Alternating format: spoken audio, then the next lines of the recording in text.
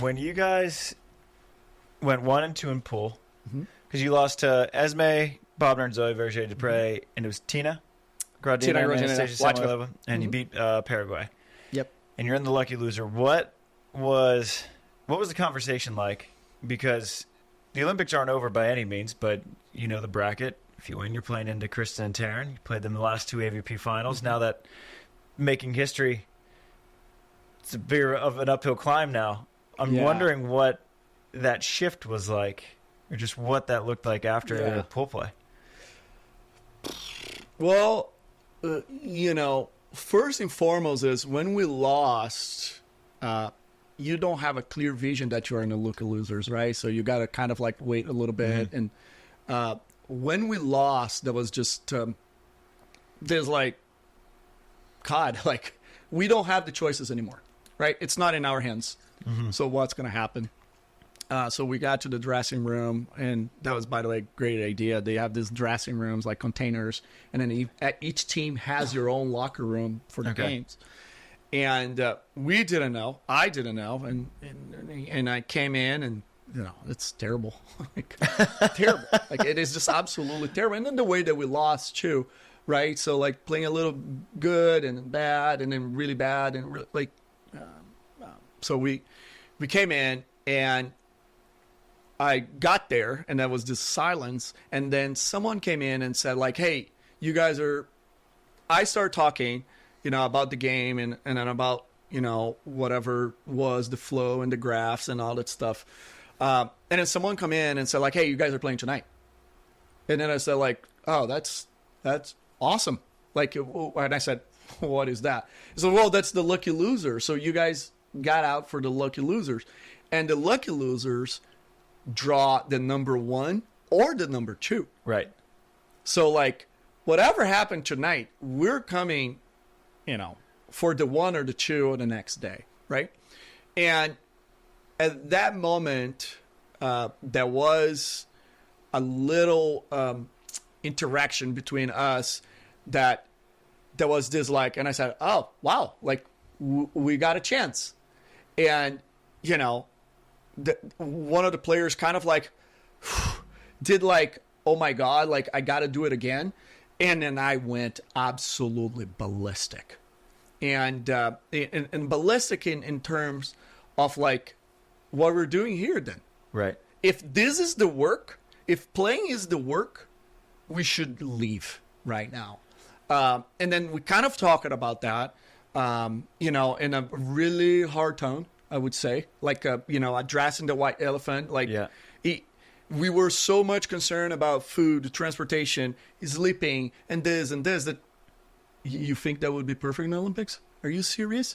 Like, if you think that you win a medal is going to be perfect, you should stop right there. Right. And so we addressed that. And then we had like around approximately like 4 hours to kind of like go away. So we went away. And when we came back, I said, if there is something on the past to be addressed, let's do it. Because I'm only moving forward. And, one of the players mentioned like, well, I don't know why. Why? And then I said, no disease in the world is cured by people saying why. If we want to do this, we have to stop thinking about why. We need to be grateful, blessed that we stay for 1 point, and then move forward. And I share with them some really personal stuff of a health stuff with me and my family, and then they all cried. But put a perspective. Right. They put them in perspective, and then I told them 3 things. I said, we have a task on hand, we have a job to do, and then we have practice tomorrow. And that was our mantra. And then I told them every single day. So we beat the Czech team. We didn't play great. We handle. I think that's what it's supposed to be when you're like in a better position in the rankings. And then we go from that. And then we won. And then the draw was that night. And everybody was concerned about the draw. And then I have zero concern about the draw. Because as a seed number 4, your semis, it's against the 1. or your final is against the 2 and the 3. Why we are surprised? Right. You know, if the surprise is playing them, take that away. If the surprise is why I'm playing them, I just took that away too. So you got a job to do, you have a work to be done, and I will see you tomorrow at practice. Yep. And then that was kind of like a way to keep moving forward. Like there is no other way to move forward, right? And we practice. That is a funny story about practice stuff is I identify a couple things that I want to do with the blocking, and I need like an elastic band. You know, you can't find an elastic band like in Paris. Like where do you go? Right. Right. So I went to this market, and then I saw like those flags like with an elastic band. I said, I wanted that. And the guy's like, I can't sell to you. And I was like, no, I want that. I want it because I need the elastic band. And the guy's like, oh yeah, I have something in the back. I was like, perfect. So I go there. He showed me those black like hair elastic bands. Yeah. And I said, no, I need like antenna to antenna. This is volleyball. And the guy's like, I don't have it. I was like, okay, thank you. I'm going to go somewhere. And then the gentleman goes, you know what? But I do have a tape. I was like, wait, what do you mean tape? So he gave me like those brown tapes that you use for moving. Okay. You know, like the brown one? Yeah. So I was like, that's a great idea.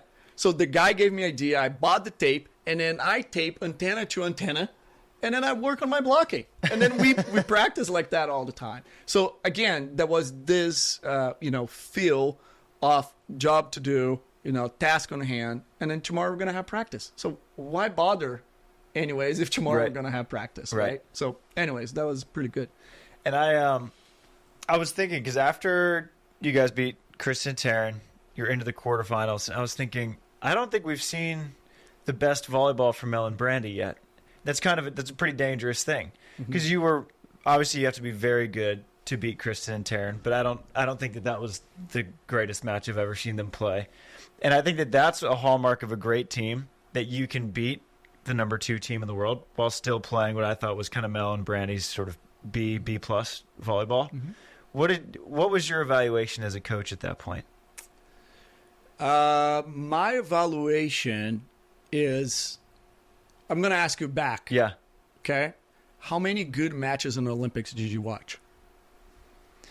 When both teams played well? Yeah, that was like, oh my God, this is insanity. This is the best volleyball match. It's a good question. Not that many. Okay, so now, that was my thought, right? Yeah. So why I'm striving for the best insanity match, playing really well in the Olympics if it doesn't happen? Right. It's not going to happen. So the magnitude of the Olympics, it drops the level that if you are bothered with that, you are in trouble already. I wouldn't have thought about that. So, and then if you look, and I look back in terms of, even scouting reports and all that stuff, Tara, like the American teams, like they are unbelievable good. Mm-hmm. So their average siding out is like over the 70 to 80%. Yeah. Right? So this is they were down to 60.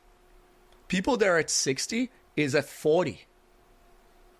So you're not really, if you try for this game, you're not going to have it. Yeah. And then if you train like it, if you act like it, if you live like it, that is something wrong.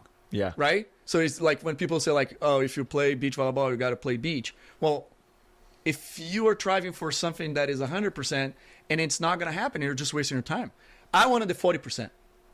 And I wanted the 40% really well. I wanted the 6% really well. And for me, that is the difference. Because when you are not there for 100% or 80% or what you do regular, the first thing that you're gonna think about is, number 1, why? Number 2, oh my God, I'm not that prepared. Number 3, a ball is coming, you lost the point again. Right? Yeah. So it is how you're able to create those perspectives. And as you said in the beginning of this, the timing to talk about it, like when to talk about it. Like, are you going to talk about like now when you're winning, when you're losing? Like, what is that moment? And